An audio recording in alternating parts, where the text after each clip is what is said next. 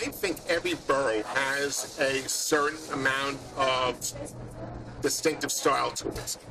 Grew up in Brooklyn, lived in Queens for a long time. Now I'm living back in Brooklyn again. My dad came from the Bronx. He lived on 80 Avenue between Barnes and Matthews. I went to PS 76, went to Evander Charles High School. Almost to his last day, he would be able to sing the fight song for Evander Charles High School. So it's a sense of getting back into that. But what people talk about in the Bronx most well in terms of architecture is the Art Deco buildings along the Grand Concourse in that area. But from what I thought, the way some of the private houses look here, there's distinctiveness. I can't put, again, I'm not an architect.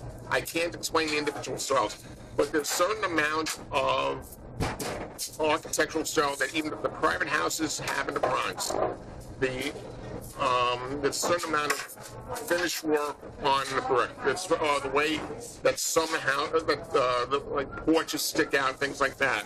The way the porches themselves look, that's different than the other boroughs. One of the things that jumped out at me with Queens at one point, there was one time I was down Kennedy Airport. I took the air train up from Kennedy Airport up to Jamaica, and you look at over the Van Wyck Expressway, and it's something I never noticed before that there are blocks and blocks and blocks of houses that have the same look, clearly the same architecture, the same construction style, all the way from South Roseland Park up to Jamaica itself.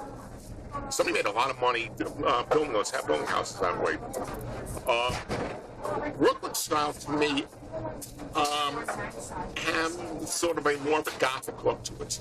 A lot of the neighborhoods developed as the subways were being built, not the other way around. The subways didn't follow people. People followed the subways, and it's a nice little nuance that people don't realize. A lot of people don't realize. The Grand Concourse, for example, that was built up in the 1920s into the 1930s as the Concourse line was being built. That was opened in 1933. So it's the architecture of that area, of that era, where Art Deco was more common. Once you get away from the midtown and downtown areas in any borough, it's of the era of the subways.